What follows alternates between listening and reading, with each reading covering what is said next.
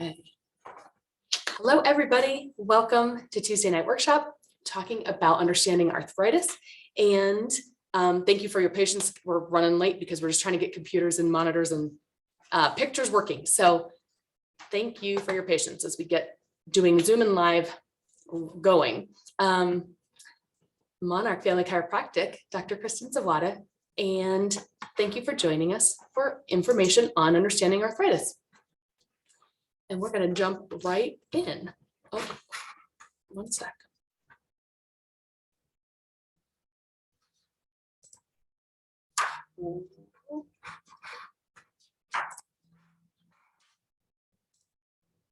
There we go.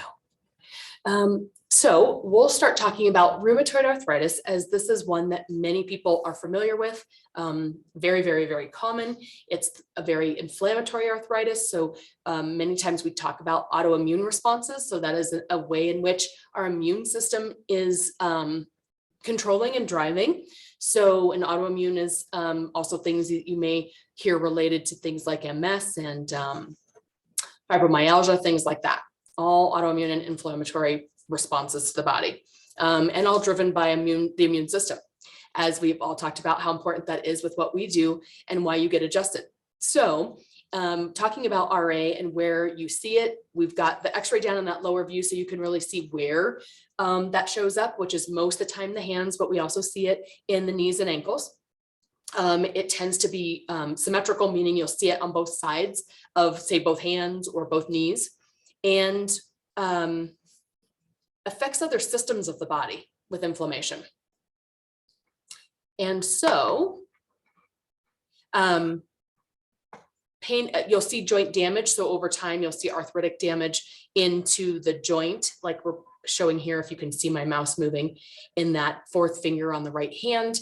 So the joint space gets lost. It gets inflammatory first. So inflamed and the joints will look very swollen.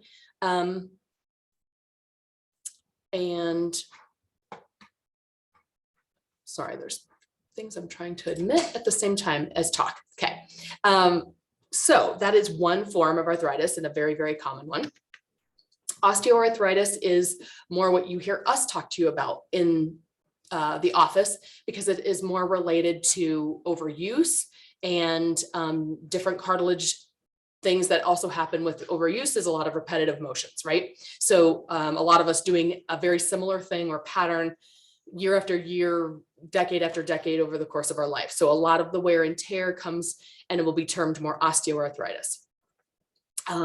So it gives examples of repetitive motions, but I think you guys can all, if you've been in the office, know what yours are, whether it's been a sports related thing, a job related thing.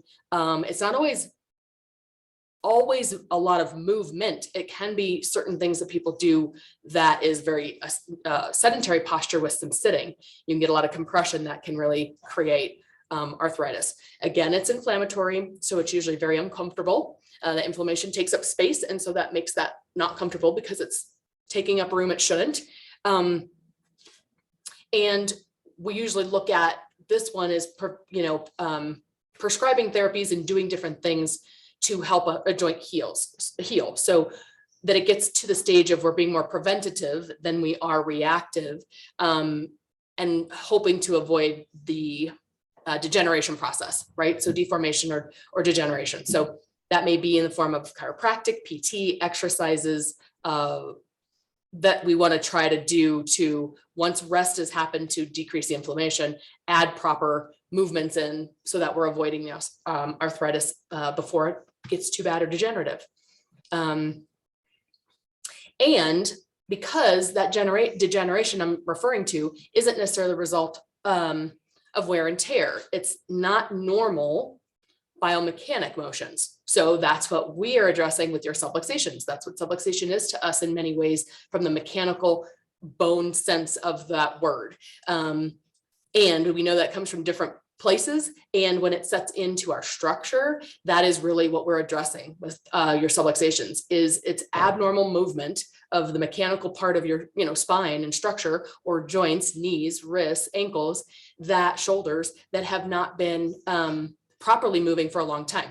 And that's where wear and tear happens. Bones rub against each other, space gets lost, where your discs are and where your cartilage is. And then you have more bone on bone degeneration, which then creates that, not just the inflammatory response, but the bones changing shape, which then doesn't allow function and movement to be proper. So when we really talk about subluxation degeneration, it's that immobilization factor, right? So any joint that loses its motion and then doesn't have to, that breaks down over time. And then your subluxation component is that misalignment, right, of the spine. It would then create that poor movement or improper movement. So joint losing motion changes what happens in the tissue. So we're going to go through a couple of those slides, but I want you to, when you look at some of these, like the picture on the left is the knee, picture on the right there is the spine. And so when you're talking about, if you can see my mouse, moving, so there's nutrients and things that happen within cartilage and tissue, and then within what we call synovial fluid, which is the space, and the fluid that goes in the space to kind of keep it lubricated, keep it moving. So you have different components that happen in the knee because it's not very vascular. You have a very more vascular area in your spine and all the, nutrients that get to that area easier than the inside of the knee. So sometimes that's where things can repair easier.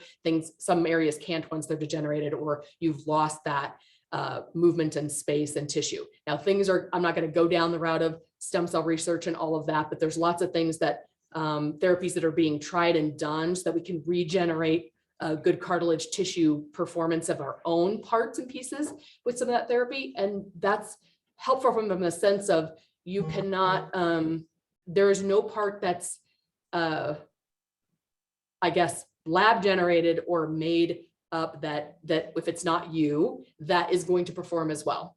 So all of your healthy, first real, original parts and pieces and tissue and bones are what's always going to function the best. You add in, cadaver ligaments and tendons and things like that, and they just don't work and move the same as your real tissue and what you originally were born with. So the more we can prevent and protect these areas, then you're slowing down any kind of degenerative and arthritic or process that's going to happen. In a disc, which is the space right here between the bones, so those blue areas on the screen are the vertebra of your spine. These little purple areas right here between is a disc. That's what has to stay. I kind of call it the jelly of a donut. You have to keep that very plump and very full of hydration and mobility so that the bones don't touch and rub, creating arthritis. And with subluxation, when something's not moving proper, then it creates, with that improper movement, it creates a ability for the spine to then rub differently, have more wear and tear, change its shape, and then create that arthritis of the bones, again, not making proper movement over time. That hydration is also important of the discs, like it is with the knee, to keep that space there. And so what you do in the office, or what you may do in your spinal hygiene, is wobbling, which we covered a few weeks ago when we talked about your home self-care tools that you could be doing, or what we do in the office pre or post adjustment. That is all about creating hydration and fluid into that disc and creating proper movement and mobility, because with just the day, whether you stand, sit, you compress over time, which is gravity. And in the morning, after you've laid and hopefully rested for 6-8 hours or more, you plump back up those discs by taking pressure off. So from the spine directly, those discs are at their most plump, or if you will, biggest in the morning. And we need to do things to continue to have that hydration. So wobbling is really key for that. And the spine has to move right to wobble. So a lot of that is we want to get mobility into your frame so that you can then do those exercises and those movements comfortably. We'll look at that as we get into some actual x-rays here, or MRIs. So this is where you're seeing an MRI and versions of x-rays there in the middle and to the right there. And so a healthy spine and joint is very, the bone will be very boxy, and the dark space, which was that disc, is the space in between. So you want to see space like this one. And the biggest reason that for that space to be there so that arthritis doesn't present itself is because the space also behind it right here, that little circular opening, is where that nerve exits the spine on both the left and right side of you and sends that signal from the brain through your spinal cord all the way out to the parts and pieces it runs of your body, all the tissue, organ systems, muscle, everything, and then back up to the brain to signal back what it did from what it needed to do. So those cushions have to be there, or else that space gets smaller and the nerve signal cannot communicate out to the body and back up to the brain. So you lose that space with arthritis and that degeneration. But again, going back to what arthritis can look like, it's these spots right here where the bone on these lower parts of the x-ray are caving in right here. Whoa, back it up, and changing their shape. So kind of this concave motion here.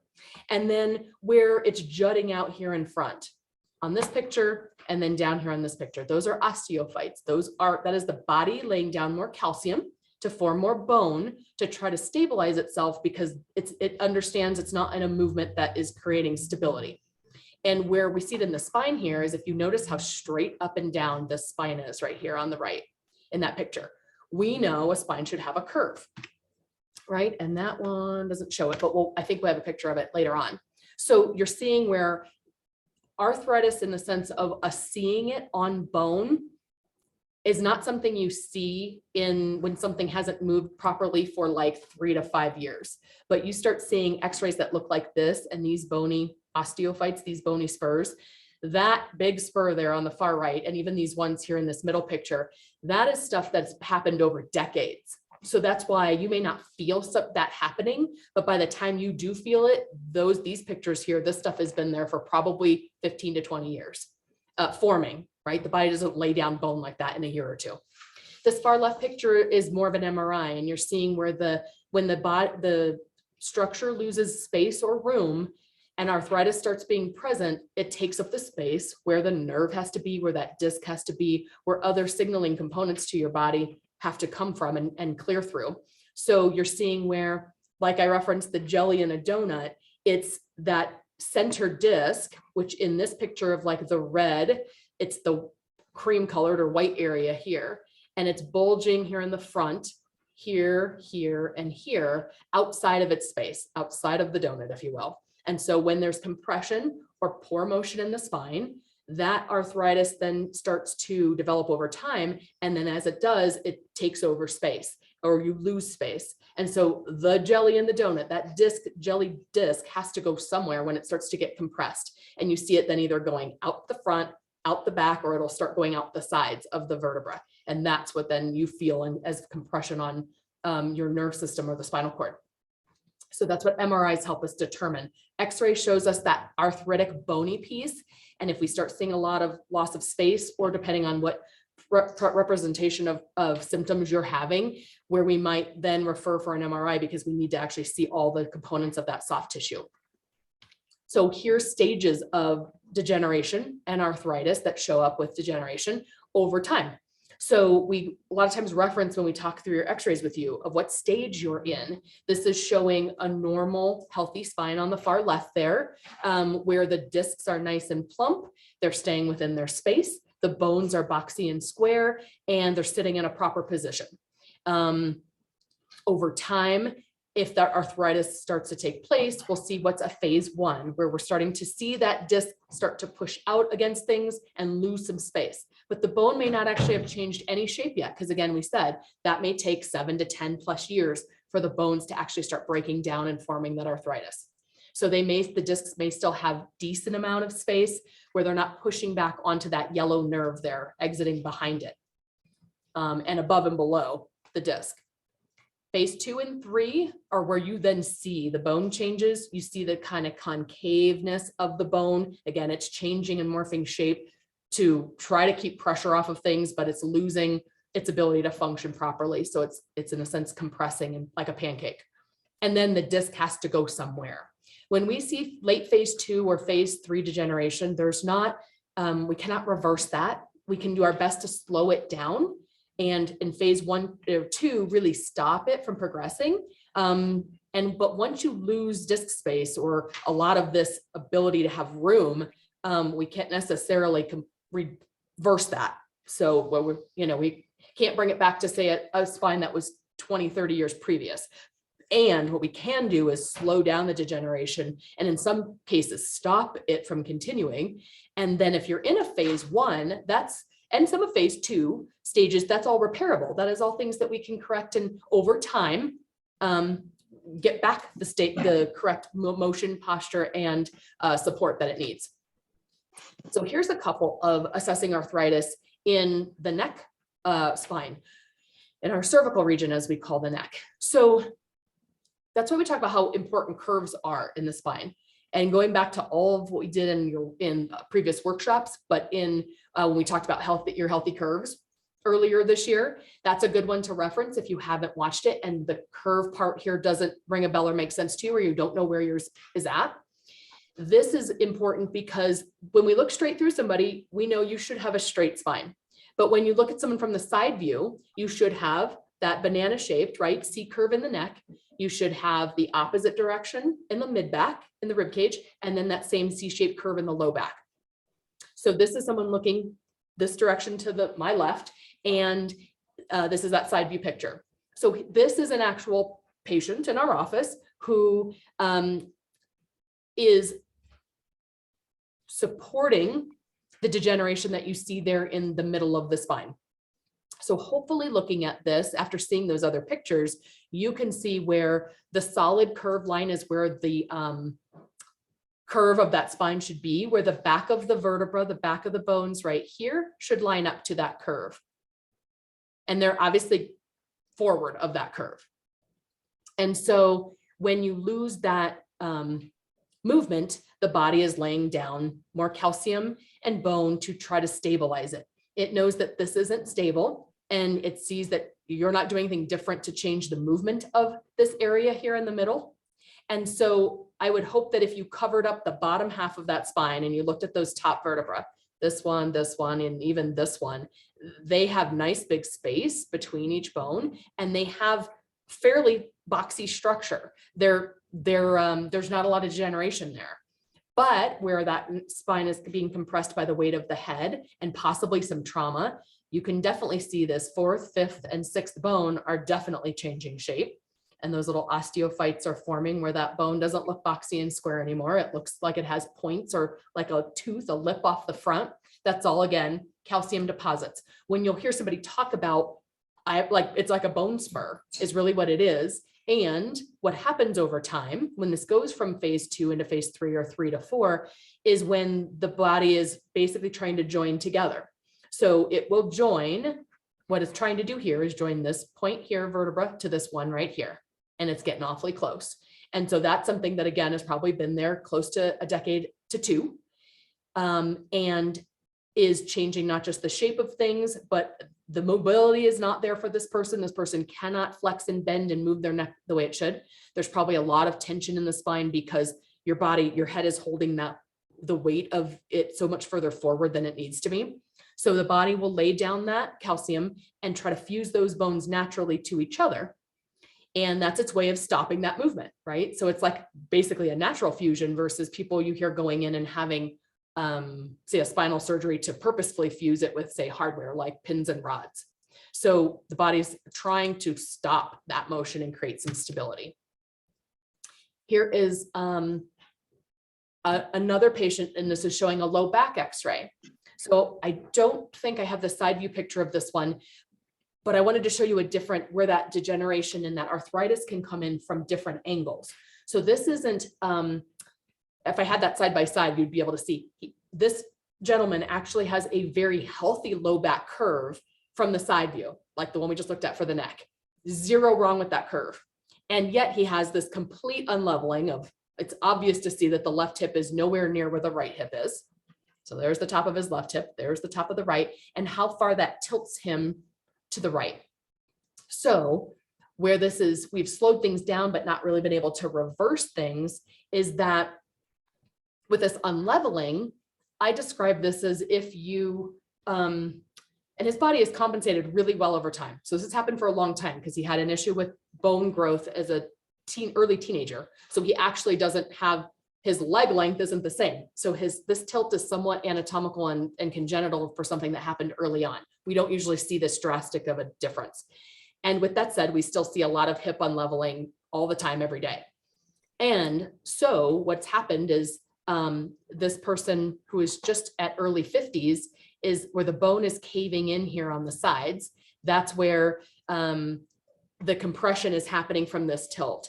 And the wear and tear happens very similar, I describe as if like you had a car that was out of alignment, a vehicle out of alignment. If it sits in the garage and you never drive it, well, so be it. It doesn't really affect it and matter. So similar like our bodies, if we didn't ever move it or do anything with it, it really necessarily wouldn't matter if it was aligned. But when you go to move it, like you go to drive a car, every time you're driving it and it's pulling to the right, every time you drive or hit the brakes, it's wearing and tearing down the tires, the axle, the frame differently on one side than the other. Our bodies mechanically are very similar. The joints work very much the same. So we want to work through leveling, creating support and stability mechanically.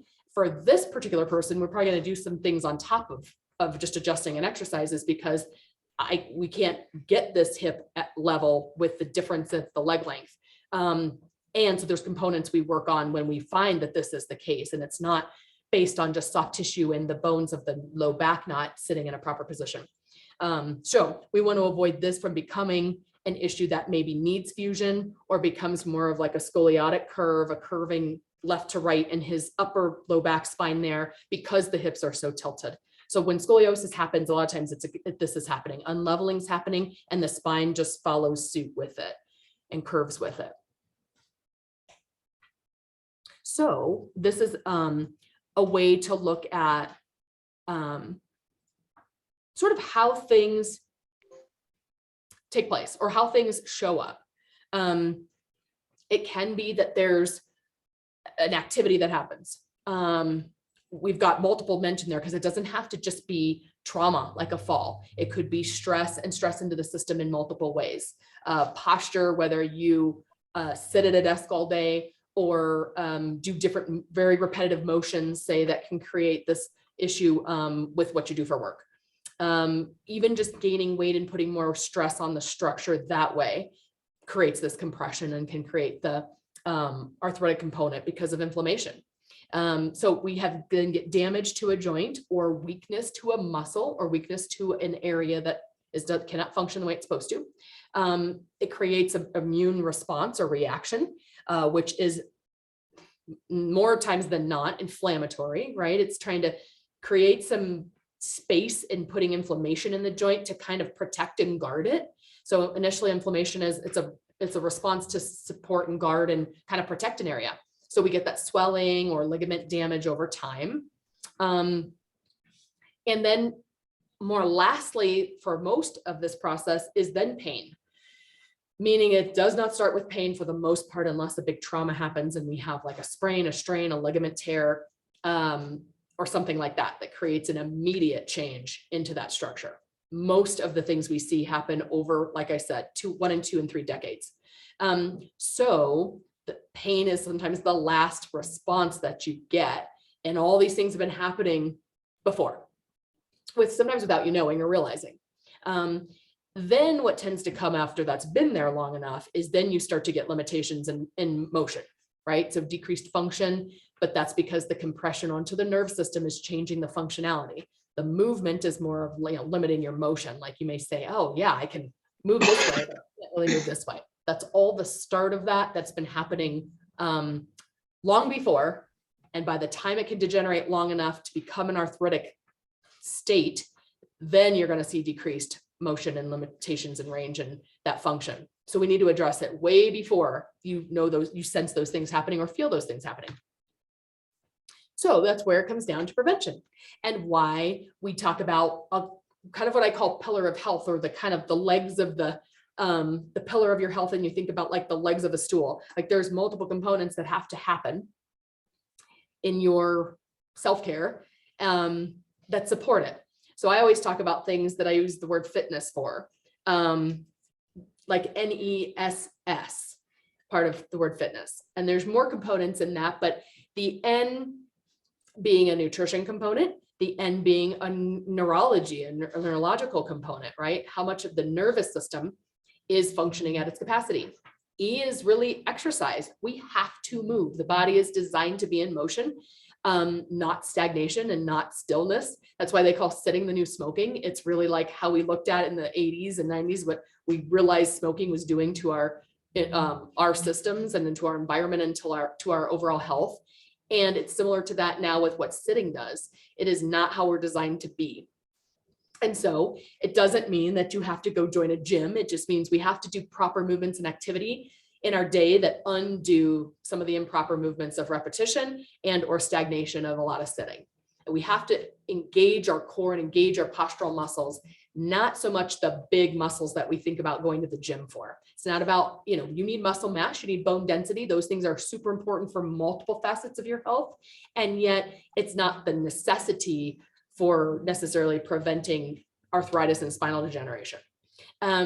So healthy weight's important, exercise is important. The S's are your structural component and stability, really. So that comes from what we put in and is what we get out, right? So anti-inflammatory foods is really along the line of how we eat, what we put in our body. If it's inflammatory, then certainly affects muscle tissue, affects inflammation, affects our joints over time. So things that we hear a lot in mainstream is turmeric, ginger, sage, things that are have natural anti-inflammatory properties to it, straight from Mother Earth and plants. So those are great things to add in. And there's whole other workshops with nutrition that you can be a part of this year, or get onto the YouTube channel and look at ones that have been recorded to really address it more from an anti-inflammatory nutrition standpoint.